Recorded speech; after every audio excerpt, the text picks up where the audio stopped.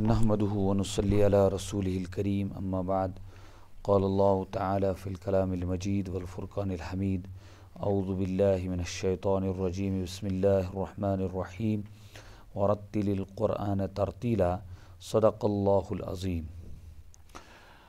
रात परे अस वक्फ़ बएतबार महल की 4 किस्में, यानी रुकेगा कहाँ। तो गोडनुत ओस वक्फ़ ताम।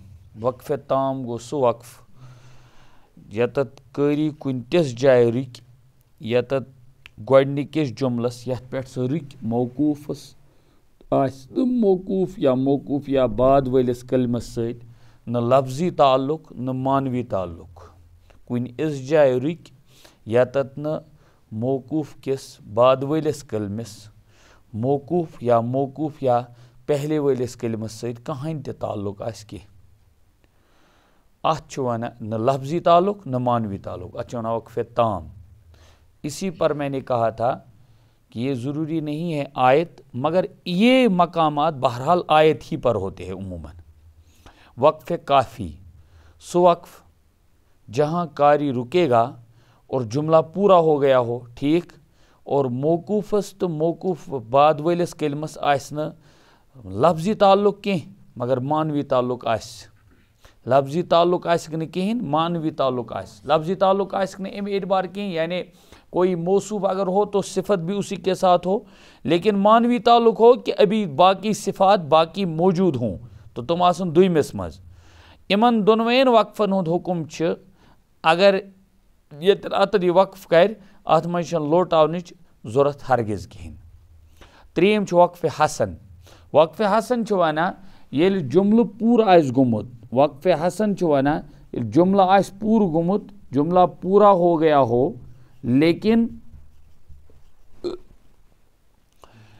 मौकूफ आस मौकूफ किस बाद वलिस कलमस आस मौकूफ या पहले वलिस कलमस तम ब्रोठमिस कलमस सत लफ्जी तो मानवी दोनवे ताल्लुक। लफ्जी तो मानवी दोनवे ताल्लुक।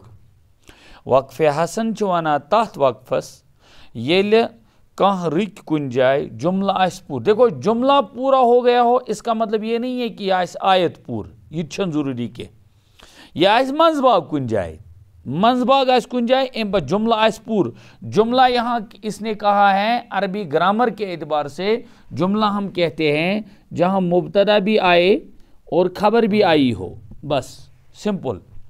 यह जरूरी के मगर लफ्जी तो मानवी दोनों ताल्लुक आसन। लफ्जी तो मानवी दोनों ताल्लुक, मानवी ताल्लुक हो तो समझ रहा कि ये जुमल यह आस वना कह सिफत आस बयान करा, कह हालत आस बयान करा, नो जुमल ती हालत बयान करा और सेम सन सिंपल गोडनुक मुब्तदा आस कुन, ठीक गो अख। और लफ्जी ताल्लुक मानी गो, लफ्जी ताल्लुक गो युस यह खबर यह आस या तो मुजाफ पता हो मुजाफ इले क्या मौसूफ सिफत कह नत कह टच आमन। लफ्जी तो मानवी दोनवे ताल्लुक अगर दोनवे ताल्लुक अगर और अत जाए वक्फ करनस वना वक्फ हसन। अमुक हुकुम अगर आयतस पे अगर आयतस पे तेल लोटावन जरूरत कहीं। और अगर आयत मंजबाग आयतस मंजबाग अगर तम वि बहरहाल लोटावन जरूरी, तिकाज अत मज लफ्जी तो मानवी ताल्लुक दोनवे आसान पतमिस हरफस सत पतमिस कलमस सत मौजूद। और अम पे वक्फ कबी। कबी बज़ाहिर आसान यमुक जिद यमुक हसनुक। हसन माने अच्छा, कबी माने बुरा, मगर ये वना कि जुमला यह से रुक तथ जाए यत जुमल पूरा आस गुमुत वन कह वन आस कह जुमल पूर गुमुत कहें। और अमुक हुकुम कुदरती गो ये जुमल आस पूर गुमुत कहें या तो पुरन मुब्तदा खबर पुरन न कहें या पुरन खबर मुब्तदा पुरन न कहें। मसलन इय्याका नाबुदु वोन नी कहें, ना इय्याका नस्तईन वोन नी कहें। अमुक हुकुम यह कि अत मज बहर सूरत पत किन यानी दोबार लोटावन। और पे वन दपान आमदन गि वक्फ कभी करुन कहीं, वक्फ कभी गि करुन कहीं जायज़ कहीं, यह सा मजबूरी महज ये मजबूरी तवे माने यत वक्फ कभी खूब बुरा कहीं उस होत समझो अच्छा और बुरा।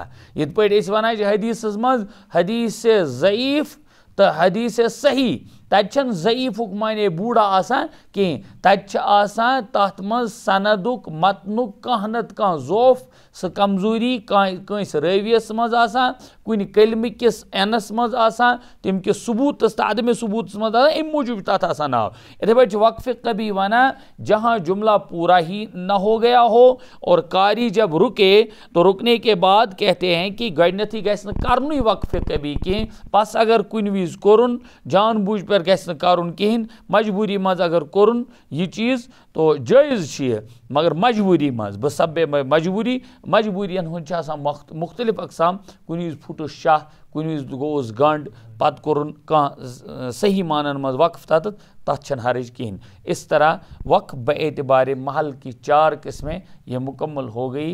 अल्लाह ताला मुझे भी आपको भी अमल करने की तौफीक अता फरमाए। आखिर दावाना अनिल हम्दुलिल्लाहि रब्बिल